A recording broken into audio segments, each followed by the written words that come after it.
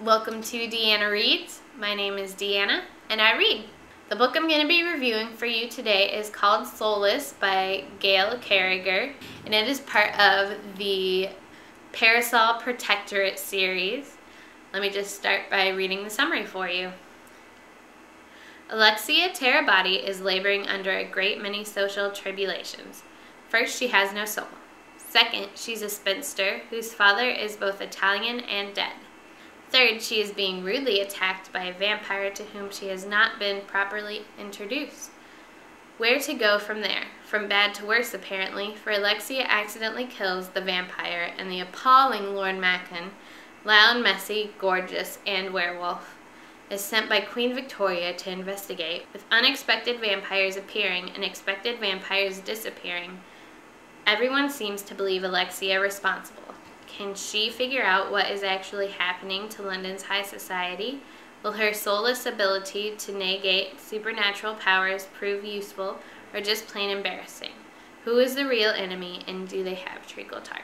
This is a steampunk novel, which means it is set in Victorian times, but they have gadgets like spectacles that have multiple lenses and just lots of gears and cranks and pulleys and that kind of stuff there. But this book has the added bonus of not only being steampunk, but also having the supernatural thrown into that world. Vampires, ghosts, and werewolves being the three main supernaturals. And then there is the Soulless, which is what Alexia Terabati is. To become a vampire, a werewolf, or a ghost, you have to have something called excess soul. And they don't really have a way of measuring this excess soul, so it's very hard to become a ghost, a werewolf, or a vampire. Ghost, when you die, if you become a ghost, that means that you've had excess soul. For the vampires and the werewolves, they have basically drones, normal humans who are aspiring to become either a vampire or a werewolf. And they don't know if they have excess soul or not. So they're really cautious about trying to they want to be as sure as possible that this human being wants to be, really wants to be a vampire or a werewolf before they try to be turned, because they have to die first to either become a vampire or a werewolf. And so the only way they know after they've died is if they come back as a werewolf or a vampire that they've had excess soul. And if they don't have excess soul, they're just dead.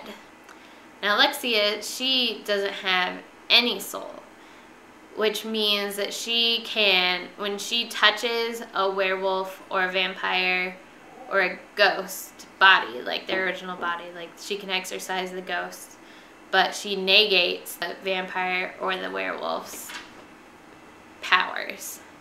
When she touches them, they become human again, which they're really freaked out about. There's not a lot of soulless around. They're very rare. And as I said, they have all these vampires running around that nobody's claiming.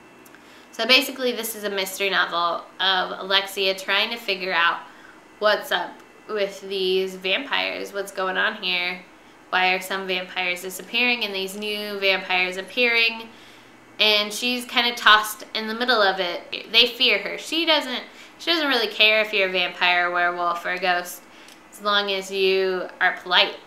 But yeah, this is a really good series by Gail Carriger. I've read the other two books that are out, Blameless and Changeless.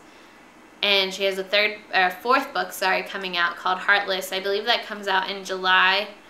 And I'm really looking forward to that one, because it's just she's made a really good character it's funny, it's witty, and it was an enjoyable read. So if you enjoyed this review, please comment below. Thank you for joining me. Keep reading. Ooh, I got it right. Yeah, Gail Carriger.